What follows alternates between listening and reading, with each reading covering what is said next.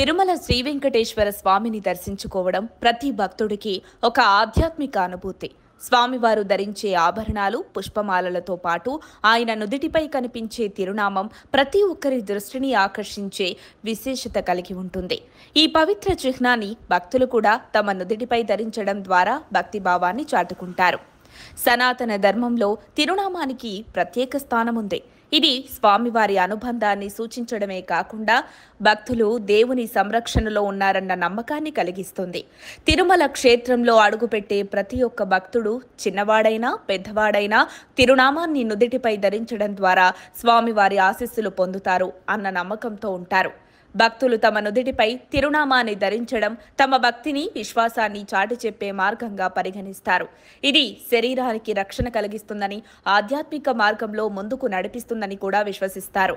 ఈ సంప్రదాయాన్ని కొనసాగించేందుకు టీటీడీ శ్రీవారి సేవకులు రోజు 2 షిఫ్టుల్లో తిరునామ ధారణ సేవలను అందిస్తారు.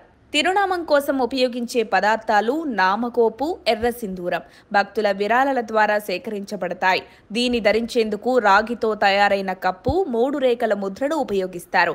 ఇవన్నీ తూర్పుగోదావరి జిల్లా మండపేట నుంచి కొనుగోలు చేయబడతాయి. తిరునామం అనే పదం తమిళ భాష నుండి వచ్చిందని భావించబడుతుంది.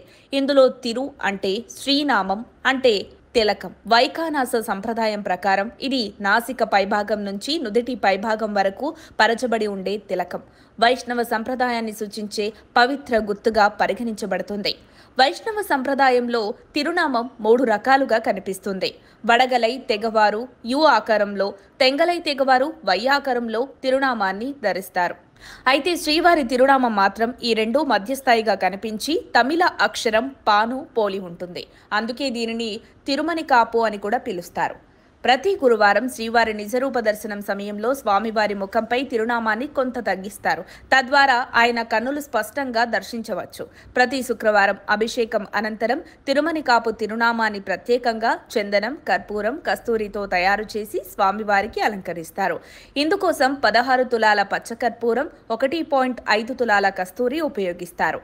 ఈ విధంగా తిరునామం భక్తి, ఆధ్యాత్మికత, సంప్రదాయం, స్వామివారి సన్నిధి అన్నింటినీ మిళితం చేసే పవిత్ర గుర్తుగా నిలుస్తుంది. తిరుమల యాత్రలో ఇది భాగంగా మారటం వల్ల ప్రతి భక్తుడు ఈ తిరునామాన్ని గౌరవంతో, విశ్వాసంతో ధరిస్తాడు. మరిన్ని అప్డేట్స్ కోసం మా కాయ్ టీవీని సబ్స్క్రైబ్ చేసుకోండి. మా వీడియో కనుక మీకు నచ్చినట్లయితే లైక్ చేయండి, షేర్ చేయండి. మీ విలువైన అభిప్రాయాలను కామెంట్ బాక్స్లో తెలియజేయండి.